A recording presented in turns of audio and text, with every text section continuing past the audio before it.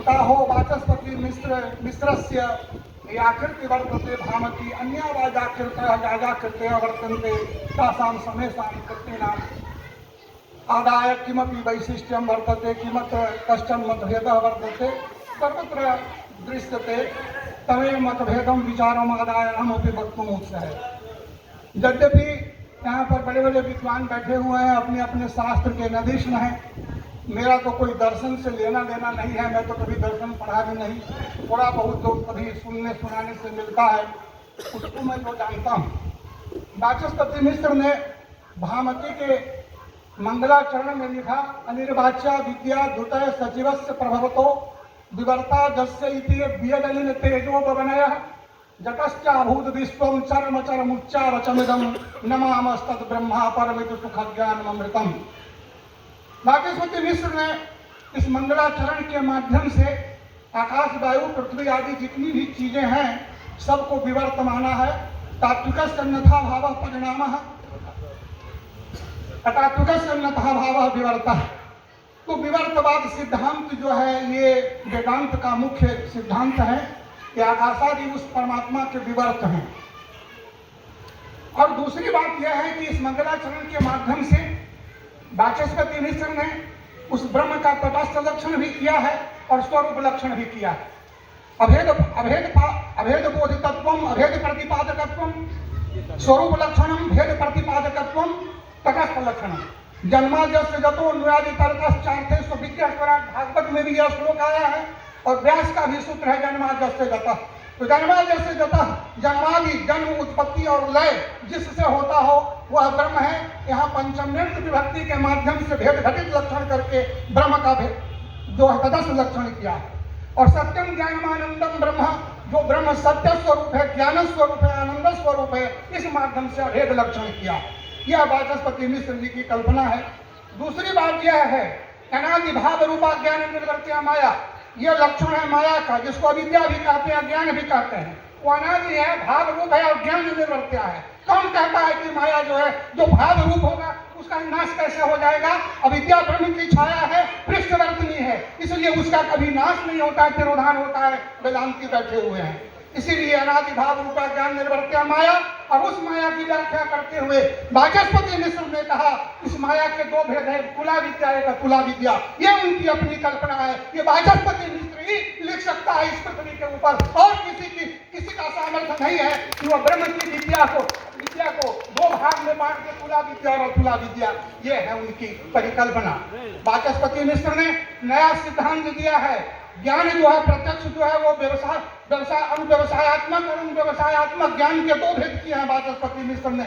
उनके त्रिलोचन जो गुरु थे उनके माध्यम से अध्ययन करने के बाद ज्ञान को सविकल्पक और निर्विकल्पक दो रूप में बांटा है। यह वाचस्पति मिश्र की देन है।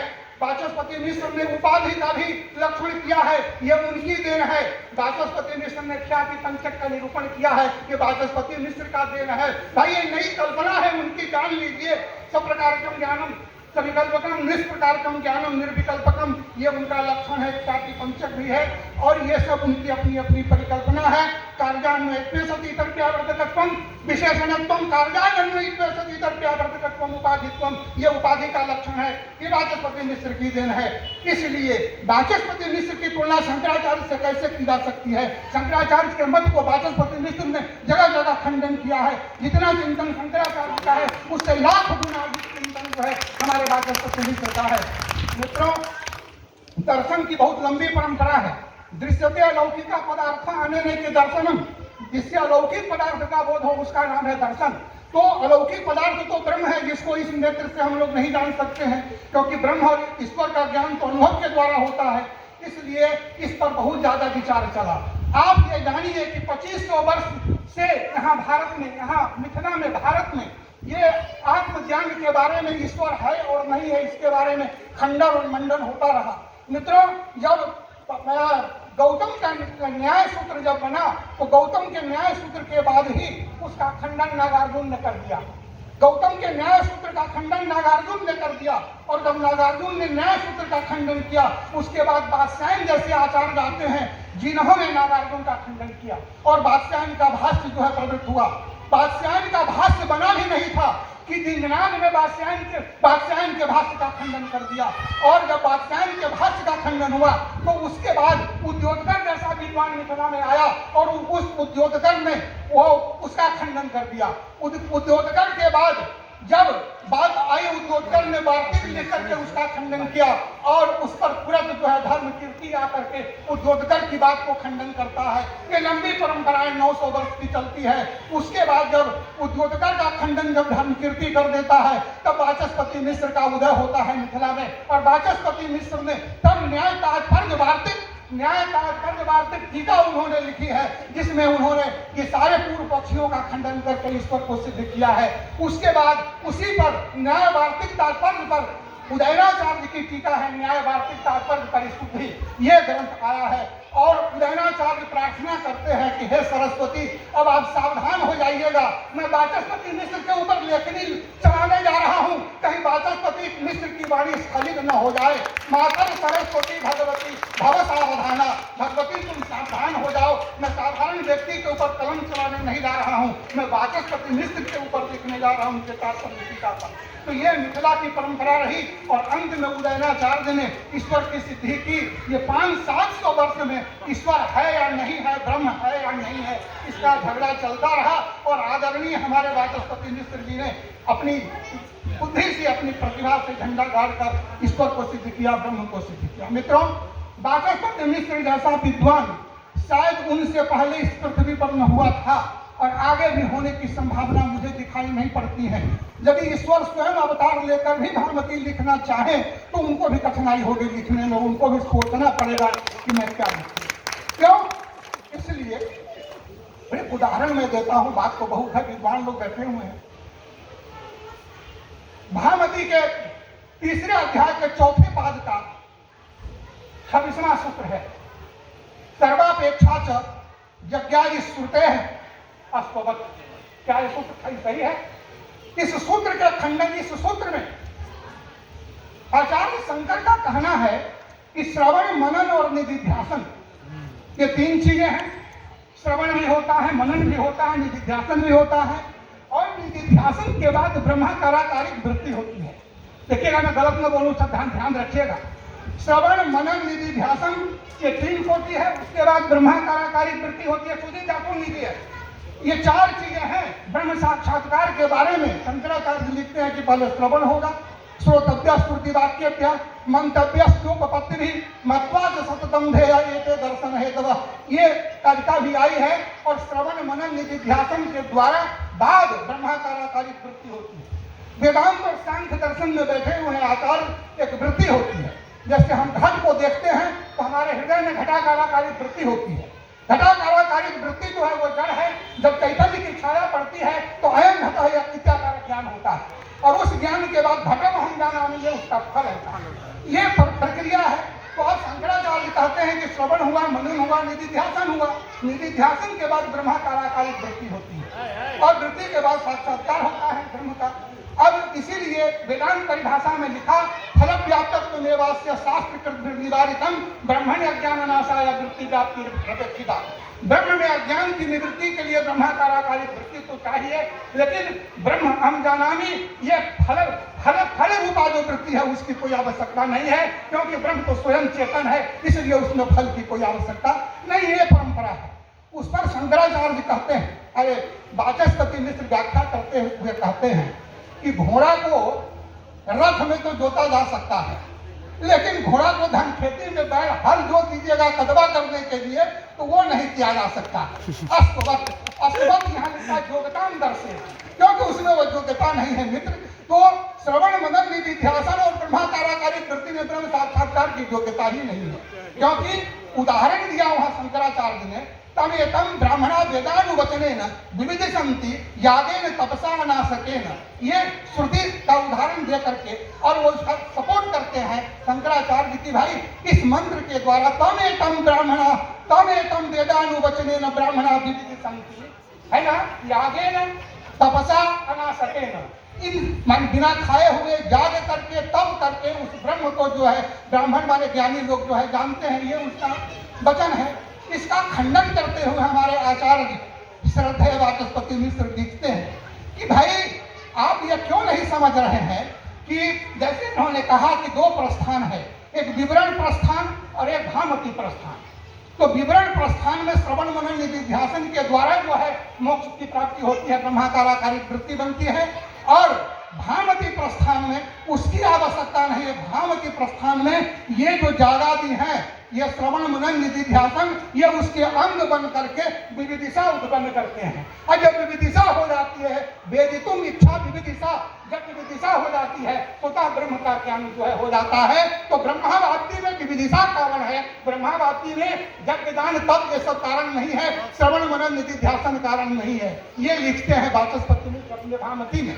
इसीलिए लिखते हैं कि ज्ञानस्य उत्पत्तौ, ज्ञानस्य उत्पत्तौ टीका में लिखते हैं कि कर्मापेक्षा विविदिशा द्वारा वर्तते, कर्म की अपेक्षा विविदिशा के माध्यम से होती है। कर्म का सामर्थ्य नहीं है कि ब्रह्म का साक्षात्कार करा दे। इसलिए आप जो लिख रहे हैं कि कर्म के माध्यम से श्रवण मनन निधिध्यासन के द्वारा ब्रह्मावाप्ति होगी, आपका कहना आदरणीय नहीं है आचार्य जी। यहाँ पर आप भ्रांत है, ये आप भामती को उलट करके देख लीजिए। इस तरह का जो वर्णन आया है सभी जगह, उसको तो देखना पड़ेगा नहीं, क्योंकि ध्यान दीजिए, कपोल कल्पना की बात नहीं है। इस पृथ्वी के ऊपर किसी को यह साहस नहीं है कि किसी ने कुछ लिखा नहीं। कश्चित् ग्रंथ कृता विपरीत लेखनम युक्ति बलात् वस्तु सिद्धौपाधिकम भवति। गदाधर ने कहा है व्युत्पत्तिवाद में कि यदि कोई व्यक्ति किसी ग्रंथकार के विरुद्ध में लिखता है और यदि उसमें कोई प्रमाण है, युक्ति है, तो वह बाधक नहीं है, वो तो साधक है ना। ये व्युत्पत्तिवाद में गदाधर ने लिखा है। तो शंकराचार्य के विरुद्ध में यदि हमारे वाचस्पति मिश्र लिखते हैं और उसमें युक्ति देते हैं तो यह तो साधक न है, ये बाधक नहीं है। और कहते हैं वहीं पर आगे, यज्ञेन विविदिशन्ति इति श्रुते, आचार्य शंकर जी, यज्ञेन विविदिशन्ति इति श्रुति, ये तो श्रुति है कि यज्ञ के द्वारा विविदिशा उत्पन्न होती है, ये तो श्रुति कह रही है। इसलिए मोक्ष में कहा यज्ञ आदि की उपयोगिता है, विविदिशा में उपयोगिता है। कर्म के द्वारा विविदिशा उत्पन्न होती है और विविदिशा के बाद जिसको बेतुम ब्रह्म जानने की इच्छा हो गई तो फिर क्या बात है। जिसको अंधरा खाड़ी जाने की उत्कट इच्छा है कि हमको अंधरा खाड़ी जाना है, तो न वो टेम्पू देखेगा, न मोटरसाइकिल देखेगा, न रेल देखेगा, वो जिधर से पाएगा उधर से चल देगा और अंधरा खाड़ी को प्राप्त कर लेगा। उसके लिए साधन की कोई आवश्यकता नहीं है। ये सिद्धांत है हमारे आचार्य वाचस्पति मिश्र की। इसलिए मित्रों, ग्रंथों का अवलोकन करें, ग्रंथों को देखें। मैंने तो एक उदाहरण दिया है और इस सब को जाने। दूसरी बात यह है कि वाचस्पति मिश्र की प्रतिभा, जैसे हमारे सांख्य दर्शन के प्रख्यात विद्वान ने कहा, सांख्य तत्व कौंगी वो लिखते हैं, तो सांख्य दर्शन द्वैतवादी दर्शन है, जीव और ब्रह्म को अलग मानता है, उसमें वो द्वैतवादी बन करके लिखते हैं। वेदांत दर्शन में भामती लिखते हैं और द्वैतवादी बन करके लिखते हैं। न्याय दर्शन में लिखते हैं तो न्याय में द्वैतवादी दर्शन है, द्वैत भावना से वो लिखते हैं। जिस दर्शन में उनका प्रवेश होता है उसी वासना से उस दर्शन की व्याख्या करते हैं।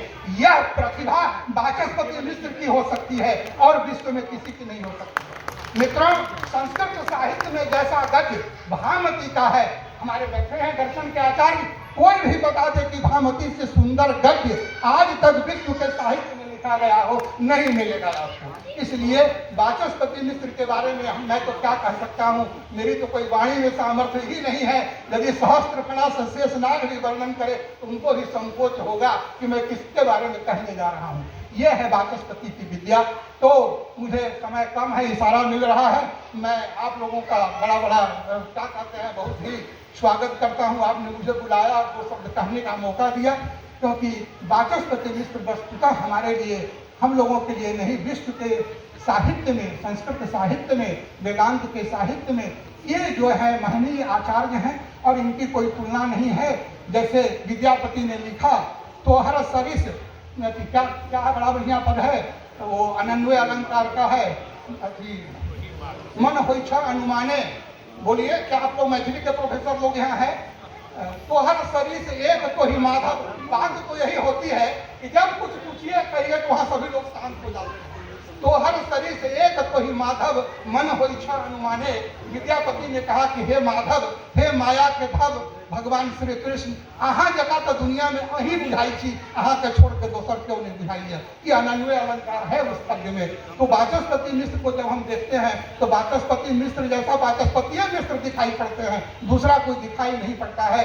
कहने सुनने के लिए तो बहुत बात होती है, लेकिन एक एक पंक्ति का जो अर्थ है, जब करग करग दंताल लिखा है व्यापक विरुद्धोपलब्धि, जब पहली पंक्ति का अर्थ लगाना पड़ जाए और व्यापक विरुद्धोपलब्धि किसको कहते हैं, तो मैं समझता हूँ कई जन्मों की वासनाओं का स्मरण वहाँ होने लग जाएगा। क्योंकि व्यापक विरुद्धोपलब्धि क्या है, इस सबको जानने के लिए मेरा आप लोगों से अनुरोध है कि आप लोगों की परंपरा के धरोहर के आचार्य थे, आप अपने बच्चों को कम से कम 1000 गायत्री जपने के लिए कहिए रोज दिन, जो बुद्धि शुद्ध करें और तब पढ़ें भामती को और दर्शन शास्त्र को, जिससे कि मिथिला की गौरव में जो परंपरा है वो अक्षुण रहेगी और हम लोग सिर उठाकर कहेंगे कि हाँ हमारी मिथिला हमारी आंध्रा खाड़ी ऐसी है। तभी जाकर के वाचस्पति मिश्र को श्रद्धांजलि दे सकते हैं, क्योंकि उनकी अनवरत विद्या है और जितना ही अध्ययन किया जाए, जितना ही पढ़ा जाए, वहाँ जो है मतलब उससे बड़ा आनंद मिलता है। जैसे हमारे शांत के आचार्य बैठे हुए हैं, एक सूत्र में कहा उसमें इच्छा का अभाव है, प्रकृति में जगत की सृष्टि कैसे हो सकती है, एक सूत्र में खंडन कर दिया, उड़ा दिया सांख्य दर्शन, कुछ नहीं है, कुछ नहीं है। तो इतना जो साहस कर सकता है ये व्यास के ब्रह्मसूत्र पर जो लिख सकता है, उसके सामने तो क्या हो सकता है, आप लोग समझ सकते हैं।